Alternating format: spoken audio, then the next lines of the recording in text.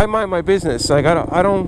Whatever people do, they do what they do. You know, it's not my business as long as they don't impede on me or hurt me in any way. Then I'm fine.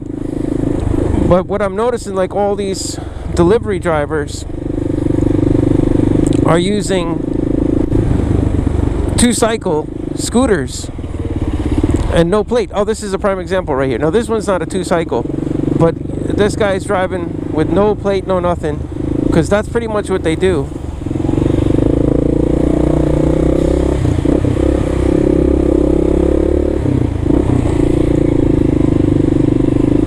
They drive around the city doing deliveries and Uber Eats and all the food delivery apps. They do it all on 2-cycle scooters.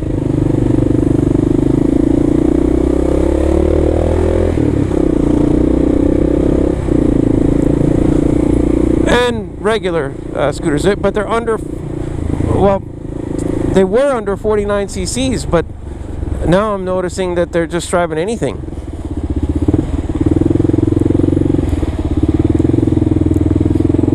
It doesn't matter. They're driving whatever they can get on the road, but they don't have any registration for the one in the dealership where I get motorcycle parts and gear that I need. There's no registration, no license requirements. And again, I really don't want to give the name of the place or anything, because I don't want anybody to get in trouble, because I know with the Rebel scooters, and I hope this video is not talking about something people don't want to talk about, you know, because this might be like, I don't know if this is like taboo conversation, you know, like, but the Rebel scooters during the pandemic went absolutely nuts. And then a reporter died because she didn't have a helmet on. And then once she died, the stepped up enforcement they didn't even bother with stepped up enforcement. They just went ahead and said these Rebel scooters are no longer licensed to be driven in New York. They couldn't. The rental scooter was gone. They were all before they were like everywhere.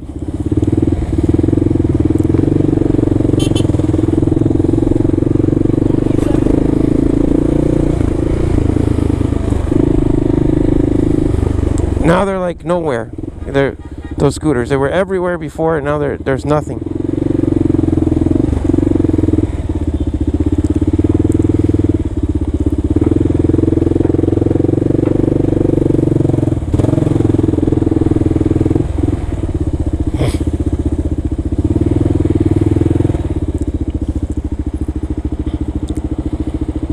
Now you don't see any of those scooters anywhere. They're like gone from New York, except for like a few here and there. And the rental on them is more stringent. Like you have to take a picture with the helmet on. Yeah, you gotta have a picture with the helmet on the app, and then you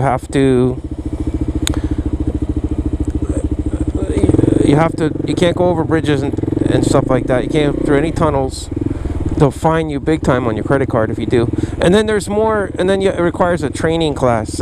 But that was for the Rebel. But if you look at that guy on the sidewalk there, he's got no plate on that bike either. What I notice is these delivery vehicles are everywhere now. And then the fact that the motorcycle dealership that I buy my gear from,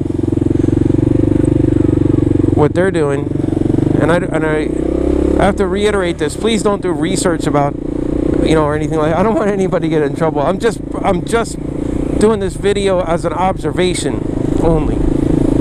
But basically, there's like zero enforcement in New York City for motorcycles. So what they're doing now is like since there's zero enforcement, these people are driving these 2-cycles with no plate on them, or they have like something that says New York on it and like some jumbled up stuff. But it's like it's just arbitrary like writing to make it look like a plate. But that's about it. So, and if you think about it as a delivery driver, it's pretty cool, because if you can have like a 2-cycle bike, you know, 50cc or 49cc or whatever,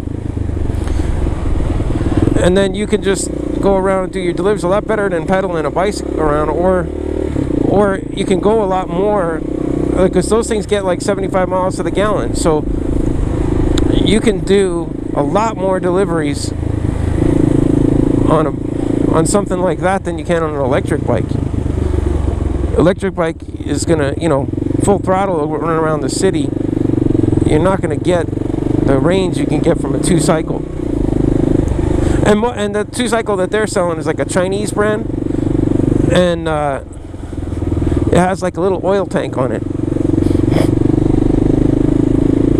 So, and these things were being used all throughout the winter, and it just exploded actually during the winter. There's a guy right behind me on a 2-cycle, or not a 2-cycle, but a scooter. And I bet you don't have a plate. I'll take a bet with you guys right now. He's coming up alongside me now. No plate. Yep, I thought so.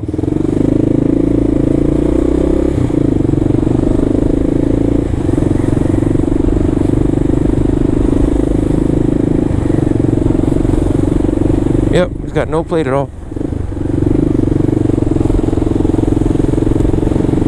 I don't know if you guys saw it on camera, but he came swinging by and he had no plate at all. And there's really no concern. There's no enforcement whatsoever. But once in a while, you'll see like a cop standing in a bike lane because they don't like them to use the bike lane. Bus lane's okay. You can scoot on the bus lane, but don't use the bike lane for that.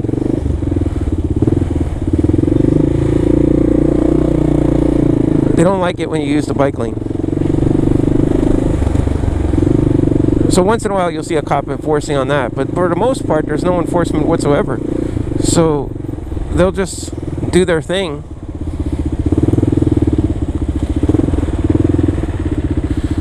And drive in the bike lane, and nobody will stop them.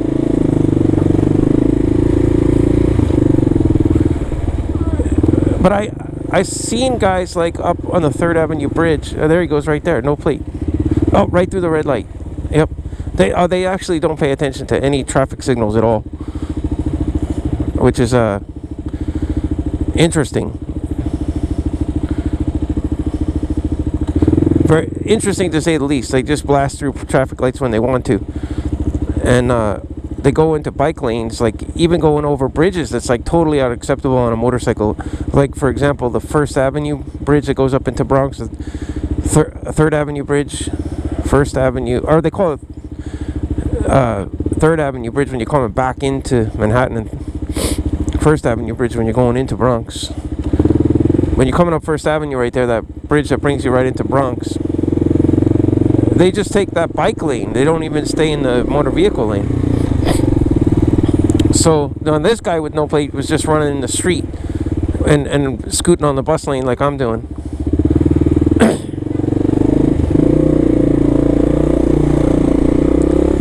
But he's got no concern at all about cops or anything, which is surprising because you have no plate on the bike at all.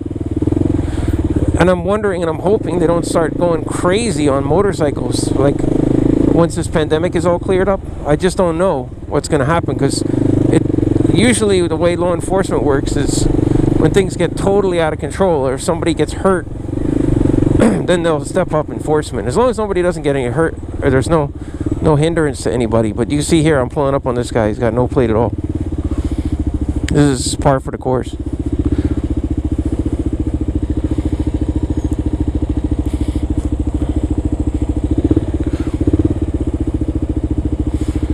Oh yeah, that's a Honda. Yep. Oh, that's not a 2-cycle. That's a 4-cycle. Obviously you can tell. But that's a roadworthy bike. That's I think that's a 150 cc if I'm not mistaken.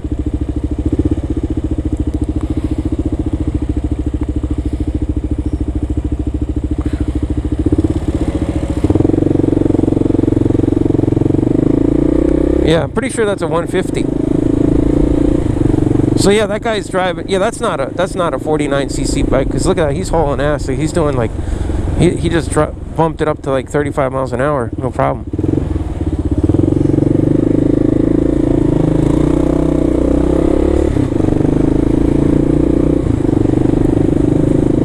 and he's doing like 40. He's flying. So that's not a 49cc bike. But anyway, I'm not harping on the guy or anything, or saying like he shouldn't be on the road, because you know what, I'm not a big person for rules. Like, as long as people don't hurt anyone, that's a rule conscious bike.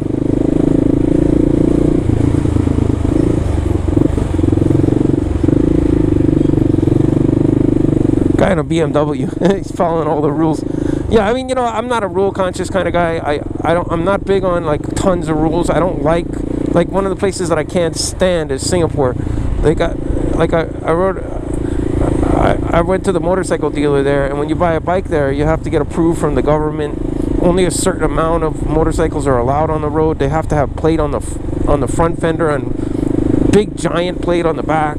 They have to have a transponder that's approved by the city and visibly viewable on the front fairing. A lot of rules. I mean, that's a place where I would not have fun riding a bike. I mean, I don't like a place where you're inundated with tons of rules. I don't believe that pedestrians should be at risk, though. You know, you want to respect others. No matter what, lane splitting should absolutely be legal. No matter what. I mean, that's ridiculous if you're going to ride a bike and you can't lane split, because what's the point in traffic? That's my number one rule that has to be available, is lane splitting. I will not live in a city that you can't lane split, because it's utterly ridiculous. Like, if you can't lane split and you can't get where you got to go on a bike, it doesn't make any sense whatsoever. And I know a lot of people, that's a big contention point with people. Some people say it's not safe. It's you shouldn't be doing that. It's against the law. All this stuff. But I will tell you, in New York City, lane splitting is 100% accepted.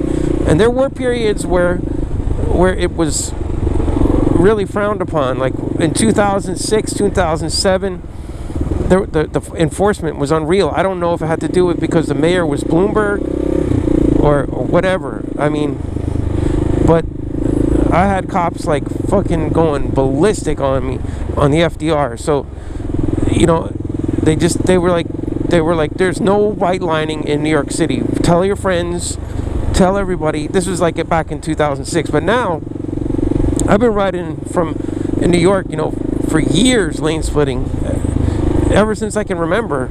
And no matter what, if I got tickets, I rode anyway. Because the one thing I did notice was if you had an out-of-state license, the points never showed up from New York. New York is not a nasty state. Now, Jersey, they're assholes. If you get a ticket on a California license or any license from any other state, they actually go out of their way to make sure that you get charged for the points. They will send a letter to the DMV in your state. They will call up and follow up on that letter with a computer entry and everything to make sure that you get charged for those points. That's something that Jersey does. Massachusetts is the same. Maryland is the same. Some states are like that. Virginia, absolutely. Virginia has a felony for if you're going over 20 miles over the speed limit. So you know they're going to charge you the points wherever whatever state your home state is. But New York doesn't do that. New York will give you a ticket, you pay it, as long as you don't get 18 tickets in a year, whatever. Well, not 18. As long as you don't get 6 tickets in a year, then they will. If you get more than that, then they're going to suspend your license. Suspend your driving privileges in New York. But they don't send anything to your home state, except for DUIs and stuff like that. So that's the way it goes. But look at the guy. I know I've been following this guy all the way down 2nd Avenue. But this is a good video to describe what's going on. And I would like to know what your thoughts are from other riders. What you think? Like, how is it going to affect legitimate riders with a plate and a motorcycle license? Is enforcement going to be too much later when the cops start going nuts on people? I don't know. Like, or are you going to just have to be very careful when you're driving, like looking for where there's cops, looking for where there's a roadblock, and then just avoid it completely? Because that's what I do. That's what I did in 2006 when they were doing crazy enforcement on lane splitting in New York. I was just avoiding any road. If I saw up ahead on the road, and the KLR is a really tall bike, so you can really see up ahead. And if you stand up, like if I stand up like this, I can see way ahead. So, you know, If you can see way ahead and then check to see if they're doing some sort of roadblock, then you can go ahead and avoid that shit completely. I mean, that's what I always did.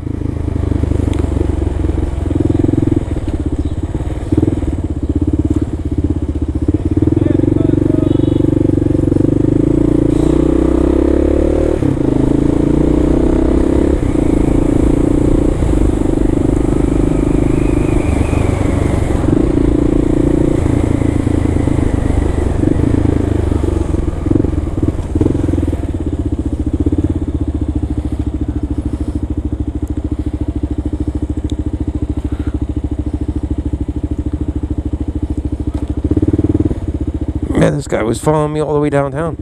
Or I was following him, either vice versa. He's right behind me now. That's a 150, because he's totally keeping up with me.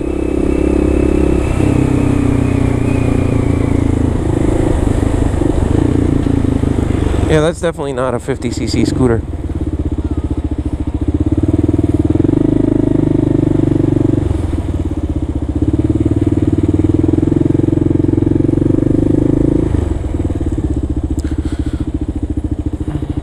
Alright, I'm here at Johnny Air, so... But anyway, I'm not going to title this video as another Johnny Air. I'm going to title it so I can get feedback on people from what's going on in New York with the scooter thing. Just to get an idea of what people think. I'll title the video that. See everybody on the next one.